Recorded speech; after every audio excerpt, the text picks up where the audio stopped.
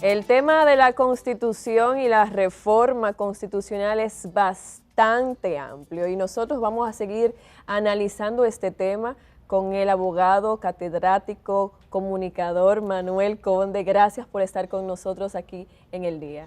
Para mí es un privilegio compartir con ustedes. Bueno, de hecho, siempre que tengo la oportunidad, les doy seguimiento. Abierto a responder cualquier pregunta. Muchísimas gracias, Manuel, y bienvenido una vez más.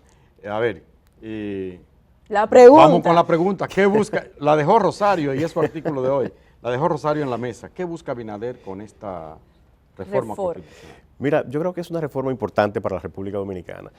Creo que el mundo jurídico y la sociedad dominicana tal vez aspiran a una modificación tal vez un poquito más amplia y que vaya a una mayor dimensión. Sin embargo, lo que se ha propuesto creo que entra dentro del marco del aspiracional dominicano, sin dejar de decir que ha sido una promesa en el discurso de Luis Abinader. Creo que está cumpliendo con un compromiso moral desde su campaña en estas elecciones.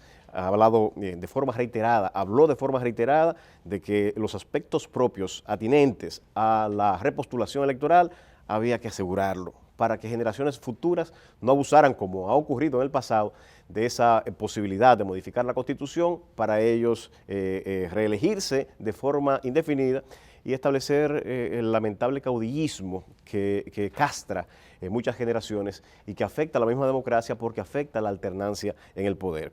Creo que es cumplir con una aspiración del pueblo dominicano y también con una promesa que le ha hecho. Fíjense, no solamente lo prometió en el proceso de campaña, sino que recién recibiendo los resultados electorales, en el discurso que pronuncia ante el pueblo dominicano, dando las gracias por ese triunfo electoral, señaló expresamente que modificaría la Constitución para colocar los candados a que se aspiraba. Y no sería, Manuel, no sería suficiente, como decía José Martí, que la mejor manera de decir es hacer. No sería suficiente con que él simplemente cumpla. 2 periodos y se fue, que cumpla y ya.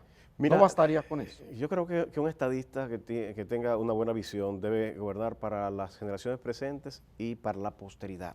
La historia es la que dice y dicta que efectivamente se requiere hacer lo que se está proponiendo. Tenemos al menos 39 reformas constitucionales, de las cuales 31 de ellas fueron precisamente para mandatarios del momento tratar, y muchos lo lograron, de repostularse y mantenerse en el poder. De manera que es la historia que nos dice. En la fórmula que se ha presentado, que es la fórmula pétrea, una cláusula pétrea intangible o inalterable, es una fórmula que se suele utilizar en otros países para asegurar ciertos valores determinados y de esa manera evitar que generaciones futuras, mayorías futuras, instalen, puede ser una forma de gobierno que no vaya a fin con el interés de todos, que solamente atienda a los intereses de un grupo. Por ejemplo, en el caso de Alemania, en 1949, la llamada ley fundamental, en esa ley fundamental, la dignidad humana se coloca como una cláusula intangible, así como también el tipo de Estado, la distribución geográfica o territorial se coloca como una cláusula pétrea. En el caso de Francia, después de la Segunda Guerra Mundial, en Francia se quedó con un periodo de mucha inestabilidad. Hubo alrededor de 20 gobiernos en lo que va de 1945 al 58. Dentro de las condiciones que pone Charles de Gaulle para volver al poder es que se admita una reforma constitucional. Y en esa reforma constitucional que propone un sistema semipresidencial que le da estabilidad política al país, pero además coloca una cláusula incluyendo el sistema republicano como una garantía de que no se iba a volver a gobiernos autoritarios y a monarquías. De manera que no es algo nuevo y creo que la historia de la República Dominicana dicta lo mismo. Es momento ya de evitar que en la República Dominicana cada uno de los que llega al poder pretende eternizarse. Esta es una de las fórmulas que presenta el presidente de la República y es incluir este aspecto como una cláusula pétrea en la Constitución. El sociólogo Cándido Mercedes, que quiero citarlo, que es un fue mi profesor. Colaborador Sí. también del programa El Día, habla de que evidentemente, como usted menciona, en la historia de la República Dominicana, cada vez que se hace una reforma constitucional es precisamente buscando mantenerse en el poder. Y de cierta manera le aplican un candadito, o sea, me prolongo en el poder, pero le pongo un candadito. Esos rescandados, como él lo llama, rescandados, que son candados sobre candados, en definitiva no han servido de nada. ¿Serviría este candado de Luis Abinader? Pero mira que hay una diferencia entre este que se está proponiendo y los anteriores. En los anteriores ha sido a regañadientes y a consecuencia de presiones políticas o de crisis. Vamos a recordar los últimos para no irnos demasiado atrás en la historia. En 1994, que generó vamos a decir, ese candado del acortamiento del periodo presidencial de Joaquín Balaguer. La crisis política del 94 que llevó a ese pacto por la democracia. Luego hubo una reforma constitucional para permitir la repostulación de Hipólito Mejía en el 2004. Más adelante, nos recordamos el evento de los 2 millones de firmas. No logró, por el contrapeso que hacía el comité político, presentarse de nuevo, modificar la Constitución a su favor, pero sí logró modificarla para rehabilitarse para el futuro en una reforma en el 2010. Él ya no podía ser candidato, sino hasta que en el 2010 se introduce la reforma que lo rehabilita para el futuro. Y seguimos ahí. Danilo Medina hizo el esfuerzo de modificar la Constitución y lo logró en el 2015 para repostularse. Y más adelante, en el 2019, para las elecciones del 2020, hizo todo lo posible por modificar la Constitución y mantenerse en el poder. O sea que no es nada ocioso y no podemos darnos el lujo de lo que está ocurriendo en otros países del hemisferio. Manuel. Por ejemplo, el caso de Nicaragua, el caso que tenemos de Venezuela, son casos que tienen que hacernos mirarnos en esos espejos, cómo están esos países precisamente por una ambición desmedida de Manuel, figuras políticas de mantenerse en el poder. Manuel, diríjase por favor a los televidentes, a esa profesora, a ese periodista que se está preparando, a ese camarógrafo, a ese taxista, y dígale a ellos, ¿por qué es importante una reforma ahora? ¿En qué le beneficia a ese hombre de a pie, al hombre común, a la mujer común? ¿Qué le importa? ¿Por qué es importante para ellos esa? Dígaselo a él. Pues.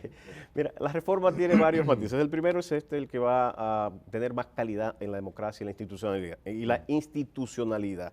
Y esto va en el orden de asegurar que en el futuro otros presidentes, otros líderes nacionales no pretendan modificar la Constitución con el fin de perpetuarse en el poder. Pero es que ya dice que 2 periodos y para su casa. Sí, pero la fórmula actual es muy flexible. Cualquier mayoría, incluso la mayoría que tiene el presidente Luis Abinader, porque hay que decir esto, él tiene la mayoría para hacer lo que otros hubiesen querido hacer. Eso es positivo porque da estabilidad y da certitud.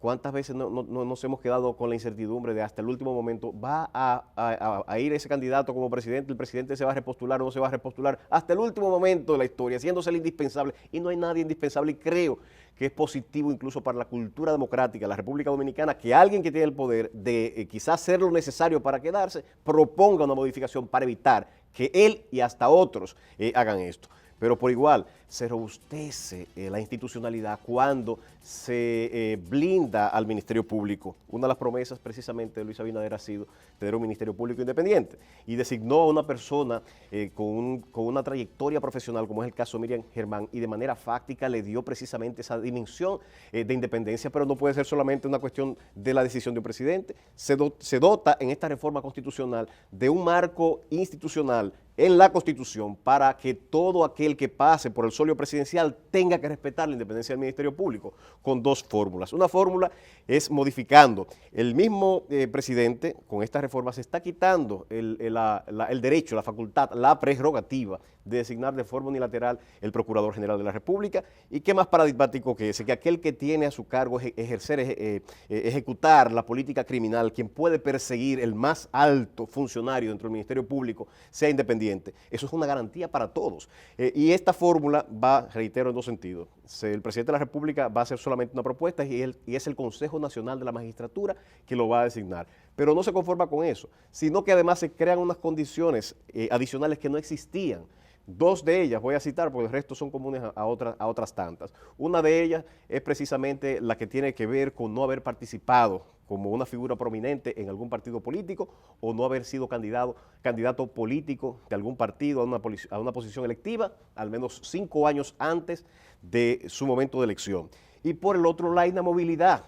La inamovilidad es la garantía para que ese funcionario puede inclusive perseguir a autoridades del mismo gobierno al que él pertenece sin el miedo de que lo van a destituir. Creo que son cambios paradigmáticos que impactan a la sociedad dominicana. Y los 2 otros aspectos que sí también impactan al ciudadano, tenemos una Cámara de Diputados supernumeraria, tenemos 190 diputados. Si comparamos con Panamá, con Bolivia, Paraguay, el caso de Bolivia, que tiene más de 1 millón de kilómetros cuadrados de territorio y una población equivalente a la nuestra, tiene mucho menos diputados que la República Dominicana. ¿Está usted de acuerdo que en esa modificación se introduzca eliminar todos los privilegios que tienen senadores y diputados? Mira, esa reforma es una reforma... Que ahí hay más ahorros que en la cantidad. Lo que le digo, vamos paso a paso. Lo primero, en términos institucionales, entiendo correcto y pertinente la reducción de la cantidad de diputados. Ahora, en términos personales, soy de los que critica, no solamente para los diputados, sino para los senadores, la colocación de esas sumas de dinero que es el barrilito. Ahora, centrándonos en la reforma, creo que es positiva la propuesta de reducir la cantidad de diputados de esos 190 a esos 130. Otro elemento que impacta al ciudadano de a pie es no tener que concurrir 2 veces un mismo año a las elecciones. Es algo ilógico. Y como decía anteriormente Rosario Espinal, ir 2 veces para tener las mismas consecuencias no cumplió ni la separación que se propuso en 1994, que era 2 años que mediaba entre uno y otro, no cumplió con generar ese liderazgo local, mucho menos mediando solamente un par de meses entre una elección y otra. Todo lo contrario, lo que ha generado es un desincentivo, una apatía ciudadana que está obligada a ir 2 veces a elegir autoridades que bien pudiera elegir en un solo proceso electoral. De Estamos manera en que, democracia, pero hay un dictador que se ¿Qué es llama el tiempo? reloj. bueno, ese dictador hay que evitar y hacer cláusulas pétreas para que el futuro no afecte precisamente los intereses de todos. Gracias, Manuel. Qué pena que se nos acortó el tiempo, pero muchísimas gracias por haber estado aquí. Gracias a ustedes, de verdad. Encantadísimo de compartir estos minutos. Igual. Un tema amplio que seguiremos debatiendo Candente. después del 16 de agosto. Ustedes, pues, estén con nosotros mañana en otra entrega de El Día. Chao.